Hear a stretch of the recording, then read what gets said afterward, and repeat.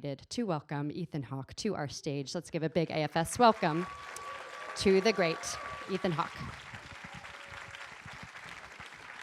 Thank you so much for being here. Wow, it really is, sorry, don't trip.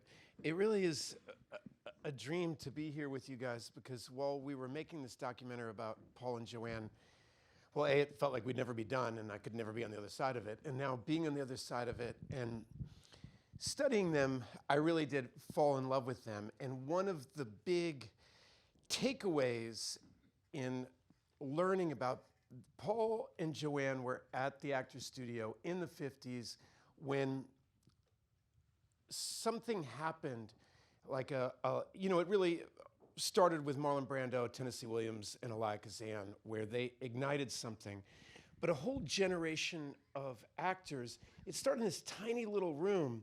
And, well, it didn't start there, really. It started in Russia with Stanislavski in it, but it made its way to New York. And it started to change the way people thought about performance. And this movie, we're starting this series tonight with The Left-Handed Gun, which is Paul's first Western, but the beginning of his career as a real film artist. And one of the first things he did after, he made Silver Chalice, he'd had Up, which was a big disaster. And then Somebody Up There Likes Me came out, and he started to have a name for himself. And one of the first things he did when he could get a movie kind of greenlit was make this indie Western giving Arthur Penn his first film.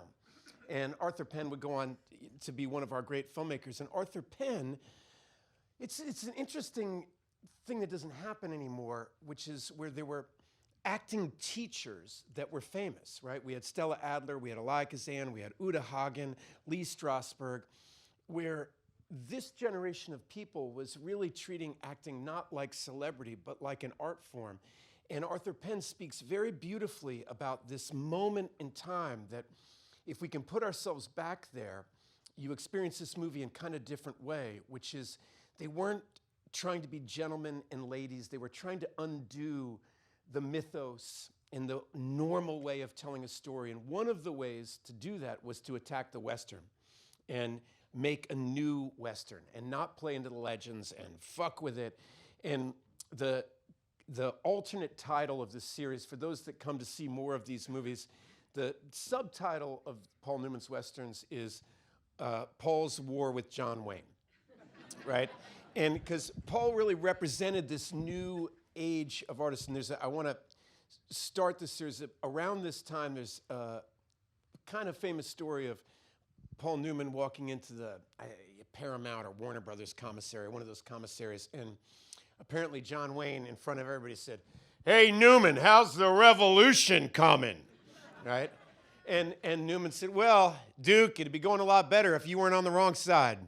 And it started this weird thing, and as Newman went on to all his progressive causes, and the Duke hated that, and in a way, the movies that Paul really took responsibility for, and this being one of the first as a young man to get Arthur Penn his first directing job. They'd met in class, he got him this thing, and they were trying to bring all their work that they were doing about exposing the truth of a person. And Paul was gently teased his whole life about imitating Brando and James Dean, who he really was actively. I mean, imagine they were in an acting class and you're the third best actor. You're Paul Newman, you're the third best actor in your own class.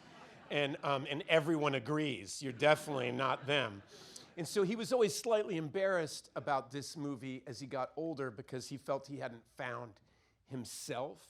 But I beg to differ. It's really fun to watch him be young and see him rooting around for who is he going to be as an actor. Is there anything else I wanted to say about this particular movie? Well, one thing that's interesting about it, Arthur Penn loved this movie, and he was always proud that it was a flop here in America, and every time, the rest of his life, anytime he'd go to Europe, it was playing in some revival house, and he would meet other artists throughout his life that would tell him, "The Left-Handed Gun really woke me up." And so I think we should give it a shot, and I'm so grateful to the Austin Film Society to the idea that we get to be together. A lot of these older movies are hard to watch on your own because they force you to kind of go back in time and be with this performance with these filmmakers in that moment, and to get to be together and see this movie with all of you here. For those of us that worked on this documentary, it means so much to me, because it really, these 5 Westerns that we picked, you know, we cut out Butch and Sundance because it doesn't fit into my narrative. But the narrative of him going to war with the Western is what this whole thing is about. And it'll hopefully make us think about what we're doing with Westerns now as an American art form. Okay, Holly, is that it? All right, let's let the show begin.